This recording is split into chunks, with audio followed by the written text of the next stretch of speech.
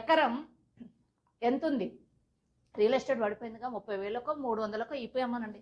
30 రూపాయలకు ఎకరం కొన్న తాతలు ఉన్నారు. మనం కొంటున్నామా? రియల్ ఎస్టేట్ పడిపోతే తగ్గాలి కదా. సో స్వాతంత్రం వచ్చినప్పుడు 30 లక్షలు ఉంటాయి, ఇవాళ 140 కోట్ల మంది జనాభా, 3 కోట్ల జనాభా ఉంటాయి. ఇక్కడ ఎంత అయిందండి? 140 కోట్ల జనాభా అయిపోయింది.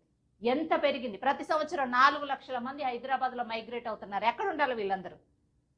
భూమి అవసరం లేదా? అవసరం ఉంది, కానీ ఎవరికి అవసరం ఉందో వాళ్ళకి అమ్మాలి. ఎవరికి అవసరం ఉంది? ఇక్కడ ఫెయిల్యూర్ ఎక్కడ తెలుసా అండి?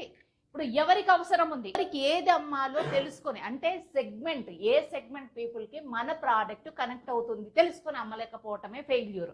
ఇక్కడ జరిగేది అది. రెంట్ ఇంట్లో ఉన్నారు, రెంట్ కట్టలేని పరిస్థితిలో ఉన్నవాడికి మీరు రిలాక్స్గా వీకెండ్ హోమ్లో ఉండమని చెప్తే కొంటాడా? అరే ఉండడానికి ఇల్లు లేదు భయ్, ఫస్ట్ ఇల్లు ఏంది ఎట్లా కొనాలో చెప్పు అంటాడు. ఏ సెగ్మెంట్ పీపుల్ ఇక్కడ ఫెయిల్ అవ్వడానికి కారణం ఏంటంటే సెగ్మెంట్ పీపుల్ని మనం కనెక్ట్ చేయలేకపోవటం అండి, అదే ఫెయిల్యూర్. కాబట్టి ఎలాంటి అపోహలకు వెళ్ళొద్దు, మీ డ్రీమ్స్ రాయండి, చక్కగా ట్రైనింగ్ ఇస్తాము.